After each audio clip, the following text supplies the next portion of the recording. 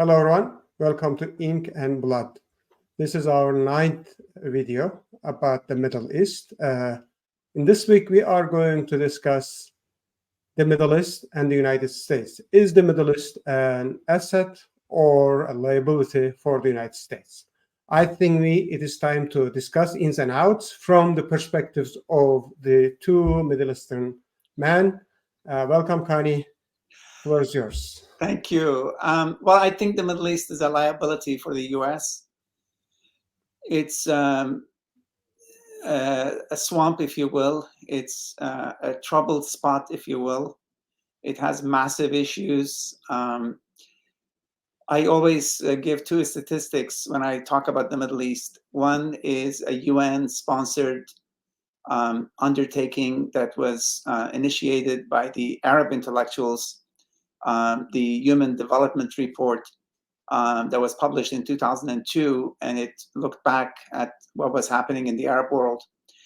And a couple of statistics from that report speak volumes. One is that only 300 books had been translated to Arabic. A region that has 22 Arab countries, a region with millions and millions of people, compared to Greece, where 5 times as many books had been translated to Greek, meaning 1,500 books had been translated to Greek from foreign languages. The other statistics is that all of Middle East, again, 22 Arab countries, export less than Finland does if you take out the oil. Oil is important. 30% of the oil of the world comes from the Middle East. 55% of the oil of the world is in the Middle East. So Middle East remains an important place in terms of the energy needs of the world. But it's not a vibrant place. It generates refugees. It generates, politically speaking, it's out of whack. Dictatorships are on amok. There's no freedom of speech. These are the issues that confront the Middle East as we speak. Well, if you're in the United States, yeah, that's the case. But you just cannot shut the door and walk away from the Middle East, right?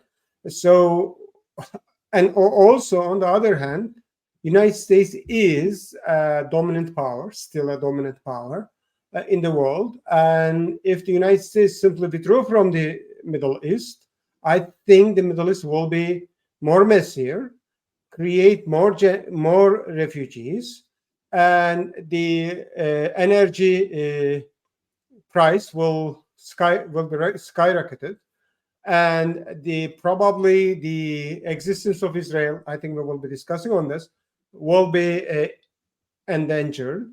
And I mean, yeah, I see what you are saying, but when you look at these perspectives, I mean, United States withdrawing from the Middle East will be more liability than currently whatever you claim.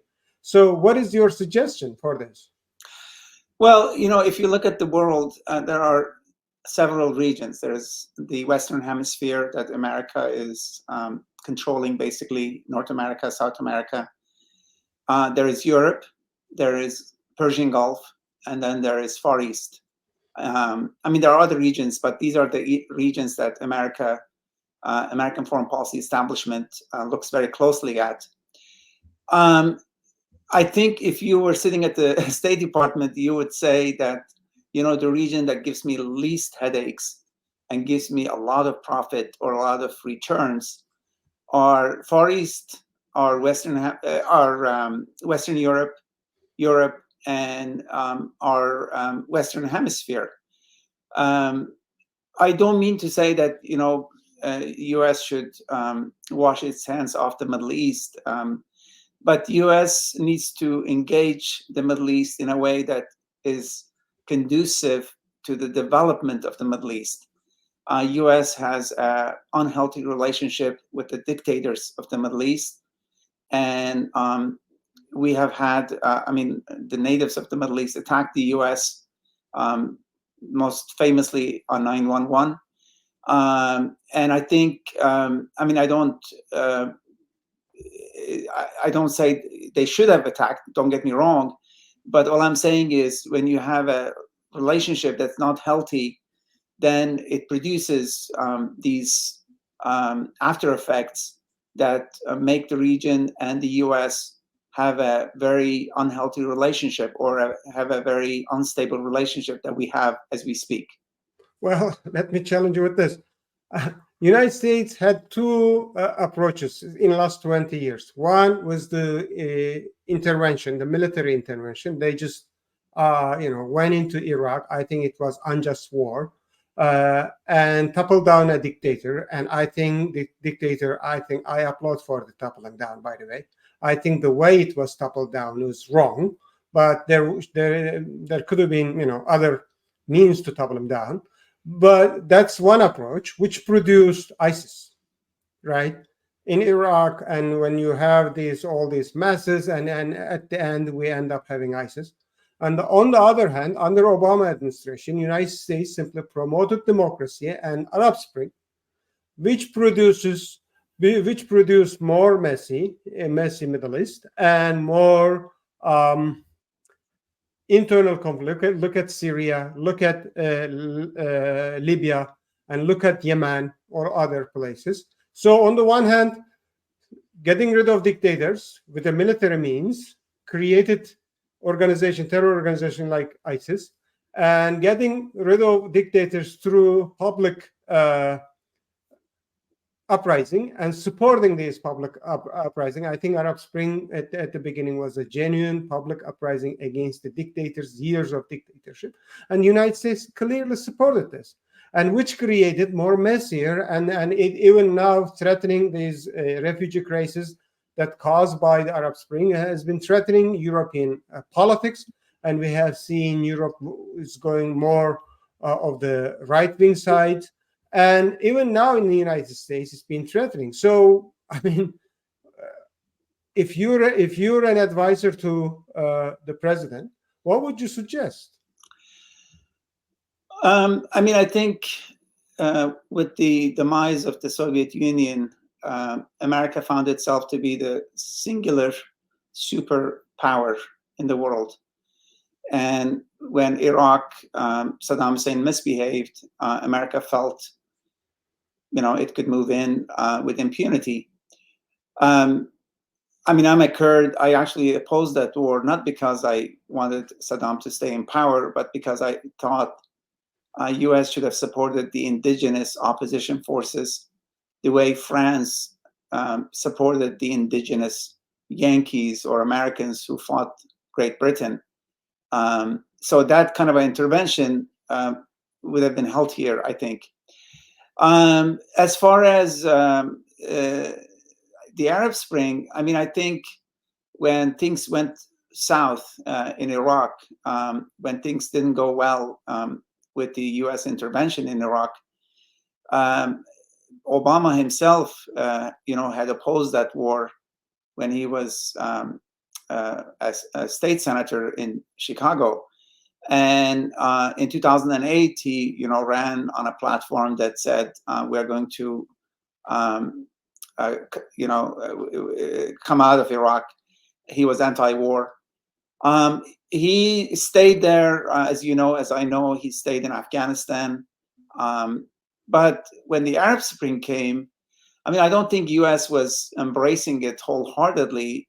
There was some reticence in terms of Mubarak, forcing Mubarak out. It took a while for the White House to find its voice and to say that, the protesters should be embraced and should be honored. The problem, in my opinion, was because things hadn't gone well in Baghdad, America was kind of reticent to intervene because they were afraid groups like ISIS will, take over. When Morsi came to power and, a representative of Muslim Brotherhood, he didn't exactly please a lot of Europeans, a lot of Americans, because he wanted to kind of run the country the way Erdogan now is running Turkey. And so there was in my opinion, if you ask me, I wish Arab Spring had come before the U.S. intervention in Iraq, and because then these dictatorships could have been, in my opinion at least, would have been embraced by U.S. with a little, like with both arms, as opposed to with just a handshake. Yeah, I mean, the world is a messy place. It's hard to predict what's going to happen. All I can tell you is when I look at the Middle East, I don't see a place, let's say, developing itself. I don't see healthy investment in the schools, in highways, and in trains, the way these developments take place, let's say in South Korea, in Far East, in other regions of the world. Middle East, it hasn't found its voice in terms of it's a bunch of dictators are running the place, not because they want to improve the area, but they want to enrich themselves.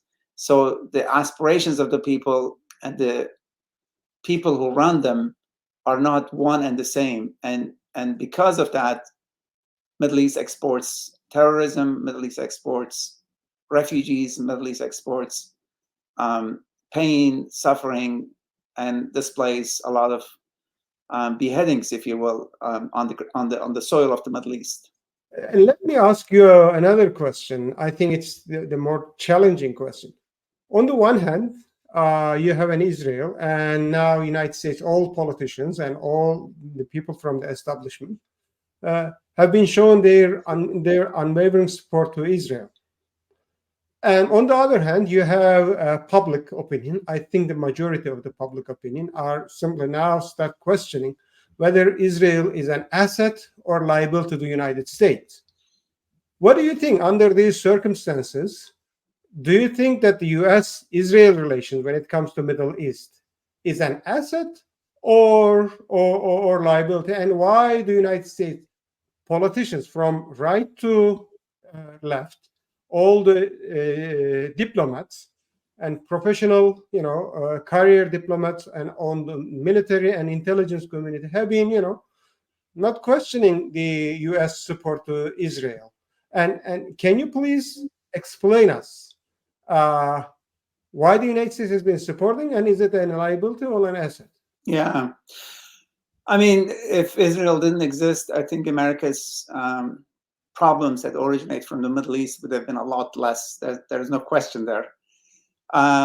Having said that, I think Israelis are a part and parcel of the region.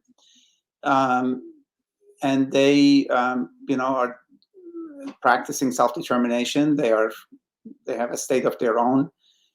It was recognized by the United Nations going back to 1948. Several times, 3 times, the Arab countries in the region have tried to extirpate it, get rid of it. They have failed. I think they should, the Arab countries should learn to live with Israel the way Turks and Greeks have learned to live side by side. No Greek politician says, I'm going to take back Istanbul and I'm going to take back Hagia Sophia. But Turkish politicians do say that. Huh? Turkish politicians do say that one day, in one night, we will come. No, I mean to say, no Greek politician. Yeah, I know that. But on the other hand, the Turkish. But a lot of Turks say we'll come to Israel and take Al-Aqsa Mosque. A lot of Arabs, cannot accept the fact that there's a state of Israel. The other day we had a Twitter discussion, as you know, and there was a gentleman who said, in the shadow of Islam, there's no room for Israel. Yeah. As if Israelis need the permission of Muslims to practice their self-determination. This is, of course, yesterday's rhetoric. In today's world, we have to respect, self-determination of peoples the way we respect the self-determination of individuals. Hopefully in a country of laws, hopefully in an international system that respects the rule of law. The I mean, the other thing I'll add is in 1996, Netanyahu was the prime minister of Israel. He paid his first visit to U.S. as a prime minister, and he was hosted by Bill Clinton at the White House. And Bill Clinton, after the meeting, told his aides that I can't believe this schmuck treated me like I was the head of a third world country, and he was the president of the superpower. I call that hubris. I call that arrogance. I call that arrogance coupled with ignorance. I don't think it's healthy. I mean, U.S. has honored Netanyahu 4 times in its highest office called the United States Congress. Its politicians has, stood up and clapped for his rhetoric. But, I live in DC and I see a lot of protests here, especially since the October 7th. A lot of them progressive Jews. So I retain hope that Netanyahu's rhetoric belongs to the past. Tomorrow, we're going to have a new generation of Jewish leaders in America who are going to, have a sensible policy to just close their eyes for the U.S. to close its eyes and support Israel uncritically is unhealthy for Israel, is unhealthy for U.S., is unhealthy for the relationship that exists between these two countries. Yeah, I think Israel could be a great asset for the United States and the West and the promising democracy. Israel, I think now, with whatever remains there, is still a democracy, despite Netanyahu and despite all these things, the democracy for their own people. If, however, people in the region consider Israel as the other, if we assume that, let's be hopeful for a minute and assume that both Palestinian and Israelis create a state that provide freedom, security, democracy, and prosperity to these people. I mean, from river to the sea, one state with 2 nations. If we have, I'm talking about the one nation, one state solution. If we are able to create a model state, whether you're Jew or Arab, you are welcomed, and you are prosperous, you are with democracy, you are living. I think it would be a great example for the region. And I don't think that the dictators would want to see this model. But I think we need a model in this region that people can see themselves, that yes, democracy would bring prosperity and freedom to the region. I think that is one issue. And Israeli existence with the United States, unconditional support, whatever they do, I think it's create and becoming a liability for the United States. But there is potential there, I see, if the United States follow right policy to force Israeli politicians to create such an environment that could be a model. I think it was a great example for Turkey to create such model in the in the region between 2002 and 2012. But United States, with the changing policies, and the Europe simply gave up in Turkey, and Erdogan simply just took advantages of it and turned once promising model into a dictatorship. But I think we still need a model, and however, not with Netanyahu or not with current policies. I think the United States, with this unconditional support, I think is being hurt by the region. I think it would create new problems in the region unless they find a quick solution for the current war in the region. And with that, let me ask you another question. United States has been working in this region with partners. Some partners are government and states, dictators, and some partners with non-state actors, right? Or semi-state actors, or should we call it stateless? When you think of United States presence in Syria and in Iraq, Of course, the backbone of United States support in this region are the two Kurdish regions, Rojava and the Barzani Kurdistan, Iraqi Kurdistan.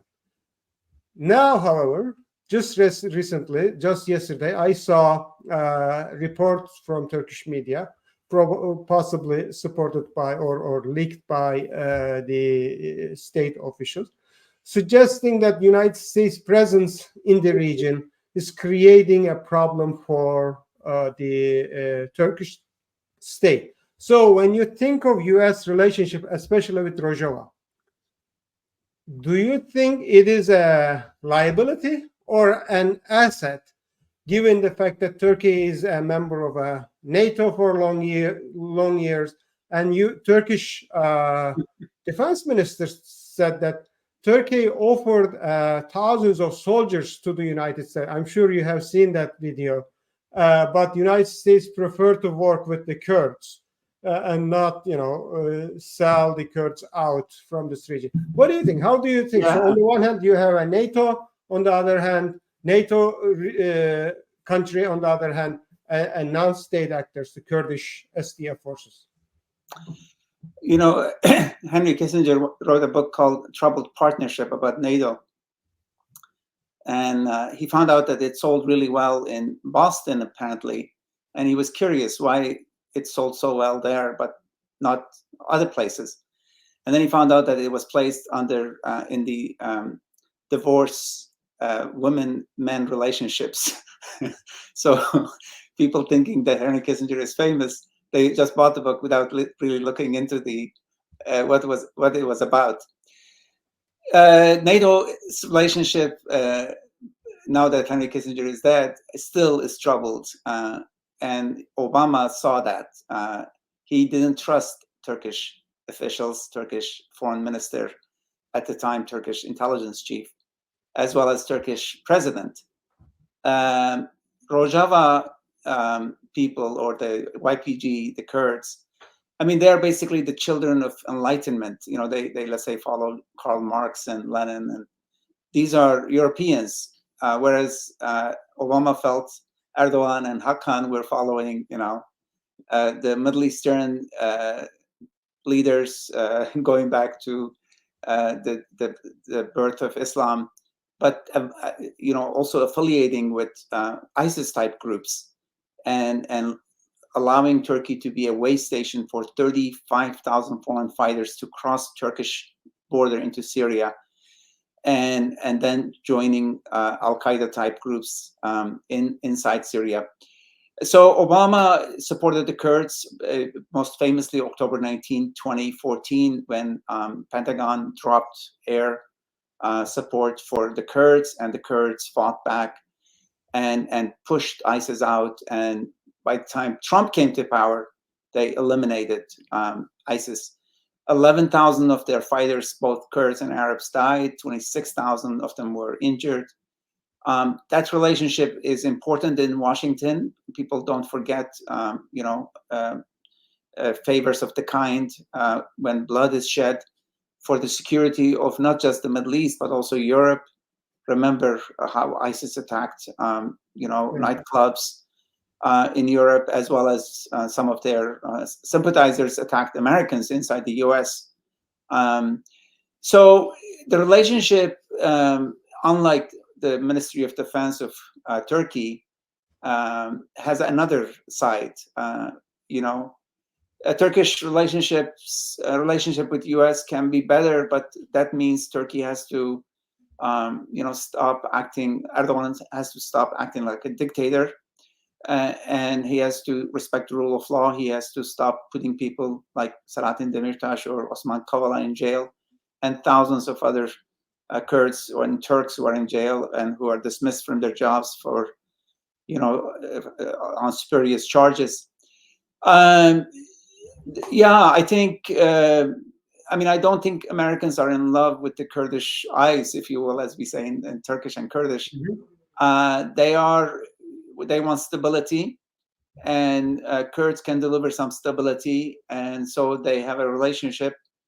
But the Kurdish question remains unanswered, unaddressed. It is one of the largest questions facing the Middle East, not just, of course, the Kurds, but the Palestinians as well. These two problems need to be resolved if the Middle East wants to have peace and stability and foreign investment, let's say, in the region. Okay, so great. I mean, I think from my own perspective, the United States support for the Kurds will never, threaten Turkey and Turkey's presence, especially when we think of Rojava.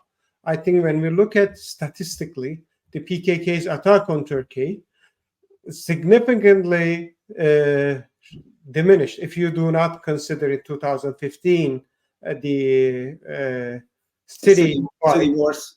Yeah, city wars. After that, I think it is significantly reduced, not because Turkey is so successful against the PKK, but because of the presence of Rojava. When you think of politics, and the PKK is very much coordinated and organized to protect the gain that they have, and especially with the existence or the United States as a middleman.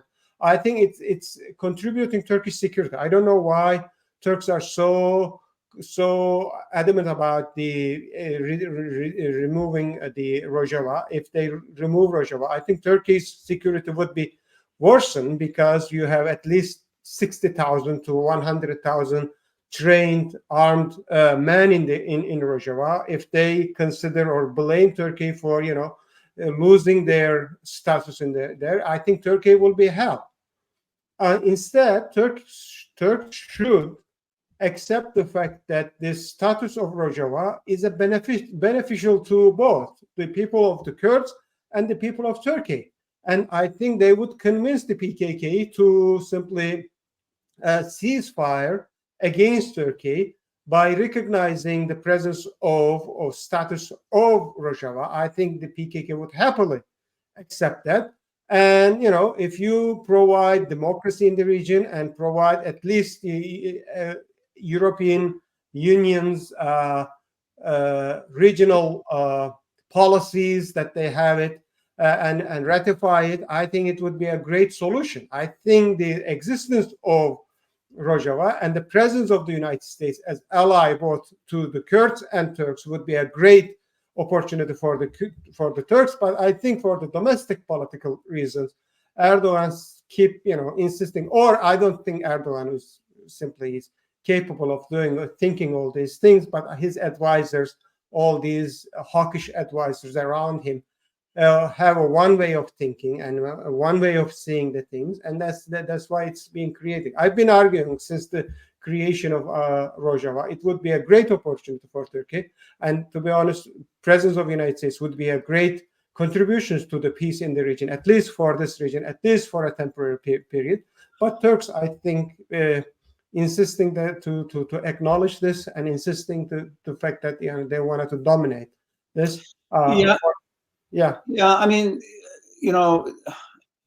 Kurds are a fact of life in the Middle East. You cannot pretend they're not there. I mean, Turkey is thinking that they could make all the Kurds docile and put their leaders in jail, and the Kurds will simply go to sleep. They won't. The more people you put to jail, the more others will take their place. The more you hurt their loved ones, the more of their relatives will get involved. It's beyond the capacity of Turkey to suppress the Kurdish question. A saner policy is to address it, to say that, let's live together, let's accept one another, let's address one another with respect, tolerate one another. Turkey was born with original sin. The sin of Turkey belongs to the Turks. Turkish supremacy, Turkish race is superior. That sin needs to be, eradicated from its constitution, from its body politics. Turkey needs to come clean. It will hopefully take some leadership on the part of Turkish Democrats to address this issue. I don't think Erdogan and his ilk, his friends, can address this issue. But Erdogan and his ilk are not going to live forever. Saddam is dead now. The Kurds are still here. Ataturk gassed the Kurds in Dersim. He's dead, but the Kurds are still living in Dersim. So the Kurds have the staying power because they have the numbers. These leaders will go. Hopefully, the region is going to, change and come to terms, not just in Israel, in terms of from the river to the sea. There are 14 million people living in the, old Palestine or Israel. 7 million of whom are Arabs, and 7 Palestinians, and 7 million are Israelis. And in the Middle East too, we have 50 million Turks, we have 50 million Kurds, we have 450 million Arabs. The way to address these issues is really to accept one another, to respect one another, and then to transform the Middle East. Have its vision focus on ignorance, on addressing illiteracy, on making sure that the people feel safe and they don't become refugees or food for fish in the Mediterranean when they're trying to cross into Europe, a safer place for them. Yeah. So you're hoping and praying for the ink to prevail. I am, yes, I am definitely hoping. Not the blood. Yeah. So just let me ask you one last question. I know we're 30 minutes, but recently we have seen the presence of Russia is more pronounced in the region, especially after even the Kingdom of Saudi Arabia simply winging the dictator in Russia. And what do you think? How do you see the future if the United States, do you think that the United States, depending on who's going to be elected, with this competition between Russia and the United States, how do you see the region? Yeah. I mean, that's a very good question. I mean, I think it's dangerous for one superpower to be so strong and the world to kind of fear its power, if you will. That's like a bicycle; it's never stable. Two superpowers is like one superpower is like unicycle, and you have to, you're never stable. Superpower is like a bicycle; you have to always be in motion. More powers is like a car; it's stable. They balance each other, if you will. Russia is asserting itself, but Russia, went through 70 years of stagnation by the likes of Lenin and Stalin. And now it's raising its head. It has a lot of potential. It has a history. It can play a role. The more I think about history, the more I think about the Middle East and the future. I think more powers balancing each other is better for the stability of the world, and hopefully for the little peoples like unfree people like Palestinians and Chechens and Kurds and Tibetans and Uyghurs, because otherwise, if you have one superpower or you have China, US in cahoots, then Uyghurs don't have a chance to raise their head.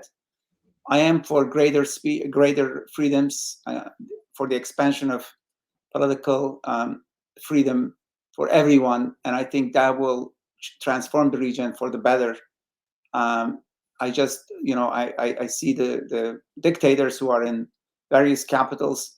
They're afraid of freedom, and they want closed minds. They want closed societies, and hopefully, with the help of internet, we could expand the boundaries of freedom and liberty to change the region for the better as well. Well, I don't think that Russia will bring any benefits to the Middle East. I mean, we have been seeing, when you bring Russia in this region or any part of the region, I think Russia has a different playbooks than the United States. In the United States, you can put pressure on the government and change their policies, like the example of withdrawing from Iraq. I think done by the demand of the people. Russia or Turkey and on the same manner have a different playbook and different mentality and different logic. I think the Russian presence in the region would bring more chaos. But the United States, I don't know if the United States is capable. If Donald Trump is elected, what would the United States do? Remain to be seen. But yeah, unlike yes, more power technically would balance each other.